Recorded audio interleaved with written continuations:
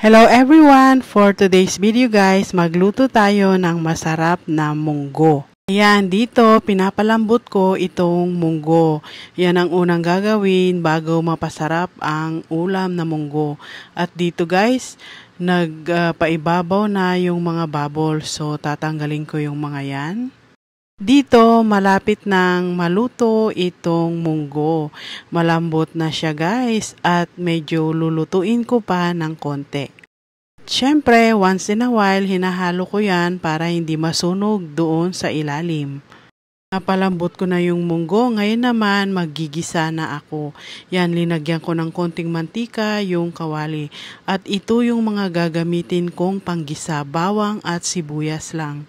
At syempre, ang sahog na ilalagay ko ay itong special na alamang, dried alamang galing Pilipinas.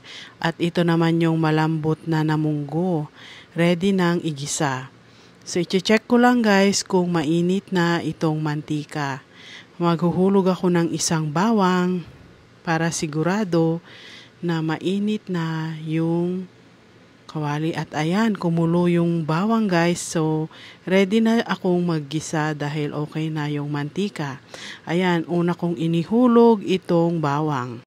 Hahalo-haluin ko siya guys hanggang sa mag-golden brown. At ayan, golden brown na siya, kaya isusunod ko na itong sibuyas. Yung maliliit na sibuyas itong ginamit ko guys, yung tinatawag nila dito na shallot. At ayan, hinahalo-halo ko lang siya hanggang sa mag-golden brown sila together sa garlic. At ngayon, igigisa ko na rin itong dried alamang guys. Wet siya dahil hinugasan ko lang siya ng mainit na tubig, pero dried na alamang ito. Yung tinatawag sa aming mga Ilocano na aramang. Yan. At ayan, nagisa na siya guys. Napakabango na ng amoy. At ngayon naman, igigisa ko rin itong ilalagay ko na bagoong. Ito yung nabili sa Asian store guys. Ganito yung bagoong dito. Ayan, igigisa ko rin para hindi siya maamoy. Masarap yung amoy ng bagoong kapag nagigisa na ganito. Minsan nilalagyan ko rin ito ng kamatis, kaya lang wala akong kamatis ngayon, kaya ganyan lang. At pagkatapos kong igisa lahat, ilalagay ko na rin itong pinalambot ko na munggo. Ayan, nailagay ko ng lahat guys at ihahalo-halo ko na siya at medyo pakukuluan ng konti. Ganyan lang ako kasimple magluto ng munggo guys. Gusto ko yung medyo masabaw na ganito.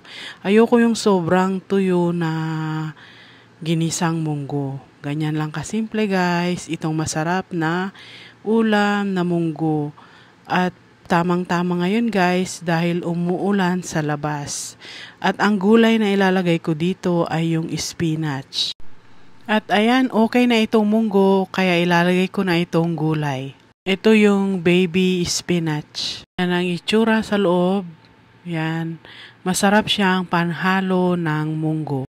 At ayan, ilalagay ko itong buong package ng spinach guys para maraming gulay itong ginisa kong munggo. At masarap guys kapag marami siyang gulay.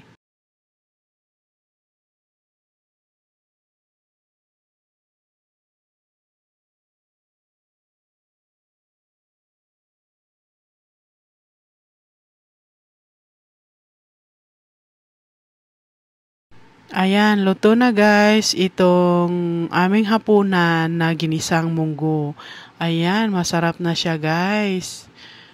Excited na akong kumain. At ayan lang guys for today's video. Thank you so much for watching. See you on my next one. Thank you. Bye!